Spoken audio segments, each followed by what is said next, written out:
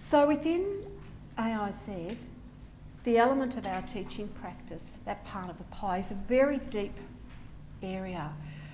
High quality literacy teaching practice within AIZ. We have the high reliabilities that Professor John Munro will take you through next year and work with you in an extensive way.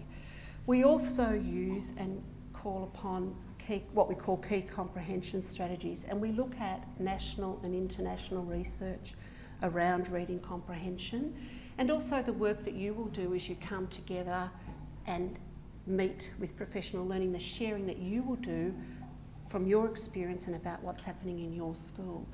So through the three of those, we are building up our teaching practice and taking our learning further in terms of us as professionals. We know that literacy is reading, writing, speaking and listening. High quality literacy practice in the AIZ to date has focused on reading comprehension in the main.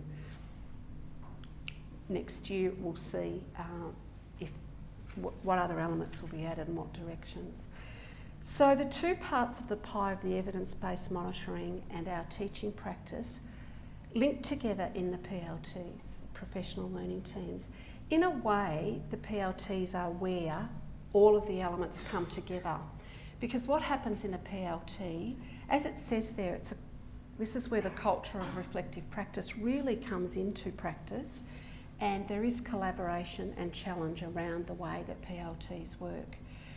A PLT works together to produce a learning log. I've put /ILP there because it's like an ILP or a teaching plan for a student, and it relates to the evidence of what a student can say, make, write and do. To show you and make that a little bit clearer, I'll just flick to the next slide, sorry.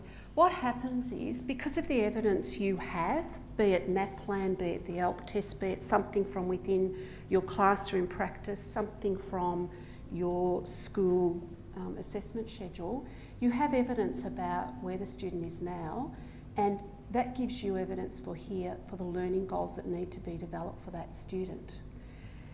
Then matched to that is discussion around, well, what strategies, what teaching approaches, what do we need to do to create the learning and the opportunities for the goals to be met, and also what evidence will be collected that will give us ongoing evidence about have the goals been met. So a learning log looks like that, and what happens is, going back to the operation of the PLT, that learning log can be developed for an individual student or for a cohort of students. Later on this morning we'll develop one for a cohort of students from the data that we get out of NAPLAN. So the learning log is developed, and that's the stage at which we reflect on the evidence, not inferential information that we think this student can do it, we think they're going okay. There has to be the evidence, and some of the discussion and challenge is around the interpretation of that evidence. There is also, we're looking at the teaching decisions we've made so far and our plans and our implementation to date, and the discussion around what is the next level of learning, how do we do it, and we have to have specific and measurable learning goals there. So the group combines together and collaborates together to produce that learning log. It's the combined effort, the challenge and the dialogue about, is this the best way to do it? The way we've always done it may not be the most efficient way. Do we need to look at doing it differently?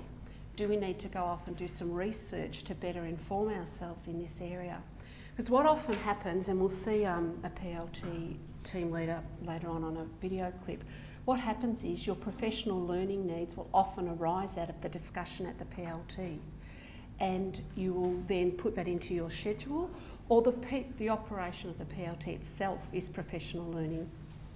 Is that making sense to you so far? And that the PLT operation the collaboration certainly has built up over time. The challenge is still around challenging our thinking. If we do everything in the same way that we've always done it, we'll get the same results. If we've got evidence of a group of students or an individual student who has a learning need, we may need to consider looking at things differently and trying some different options to look at how to move that student on. And this can also feed into you. Many of your schools, some of you here, I know PRINs and APs here, and we have Peter and RNL. Your PRINs and RNLs will be working with you to develop different ways of teacher observation and observation of teaching practice, instructional rounds, triads, etc. Issues that arise out of issues of practice that arise out of PLTs or issues for further discussion and professional learning can then link into your instructional rounds or your teacher observation. And lots of schools are finding that that's starting to align for them. Okay. What starts to happen here to the evidence of what a student can say, make, write and do, over time,